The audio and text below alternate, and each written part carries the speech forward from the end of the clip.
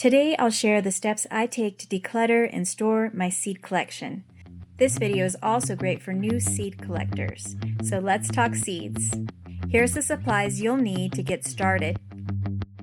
Seeds and seed packets, moisture-proof containers, labels for the containers, notepad, pen or pencil. Step 1. Select containers that are airtight and moisture-proof to prevent humidity from damaging the seeds. For an example, I use a variety of containers like photo albums, plastic containers, and plastic storage bags that I place in magazine holders. Step 2. Label the containers into categories. The 5 basic categories I use is cold hardy, tender, herbs, flowers, and miscellaneous seeds. Here's a breakdown on how I sort my seed collection. For cold hardy, I split into 3 sections. Greens. Some of the examples include lettuce, kale, cabbage, bok choy, and non-root vegetables. Roots. Some of the examples include beets, radish, carrots, turnips, and rutabaga. Peas. I actually have a section dedicated to peas as I plant tons every year, but if you have a small selection of seeds, you can just put them under cold hardy greens.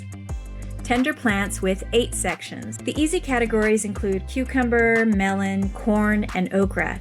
But since I have a large amount of squash, beans, tomatoes, and peppers, I also have a subcategory for each one. For squash, I separate into summer squash and winter squash, but perhaps you could make a category for pumpkin if you have a lot of seeds. For beans, I like to sort by colors, but there are 2 other options you can try. For instance, you could do bush and pole beans, or you could separate them into shelling and green beans. Tomatoes could be sorted into all kinds of subcategories, but I like to sort them into red colors and non-red colors. Since I have a large amount of red tomatoes, I also divide them into cherry, slicers, and paste tomatoes. Peppers can be sorted into multiple subcategories as well, by color, or they could be sorted by sweet or spicy peppers. For flowers, I like to sort them into 2 sections, tender and cold hardy, and then I will do subcategories for filler varieties and tall varieties. I like to know the height of a mature flowering plant as it helps me know where I can direct sow the seeds, so I categorize them in this way. But I'm always open to ideas, so share how you sort your flower seeds in the comments. For herbs, I like to sort them into 2 subcategories, thirsty or drought-tolerant plants, as it helps me grow them near each other. For instance, mint and cilantro plants love more watering, while thyme and sage prefer less watering. Then of course, there's plants that don't even fit any of these categories, so I do have a miscellaneous category. Step 3. Now that the seeds are categorized, it's time to get a pencil and pen to write the year the seeds were purchased on the packages.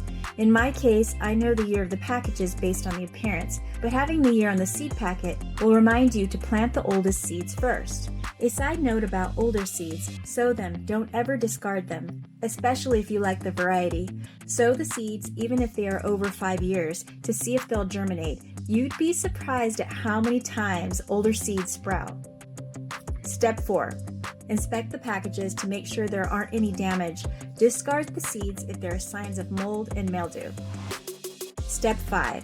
Set aside the older seeds and sample packets as you'll want to plant them first. This will keep the seed collection fresh and viable. While you're doing this, make sure you have 2 piles, hardy plants and tender plants. Place them into a temporary container until you can plant them. By planting the sample seeds first, it will help you know if you want to buy more seeds before the season ends. Step 6. Lastly, store the seeds in a cool, dry place. Avoid storing seeds in a place that is exposed to extreme heat or fluctuating temperatures. Seeds do best if the humidity is less than 50%, as it will slow down the metabolic processes of the seed, keeping them viable for a longer period of time. I hope you enjoyed these tips on how to declutter and sort your seeds. I also have another video with me doing a declutter process that has plenty more tips on how to sort seeds, so be sure to check it out. Thanks for watching.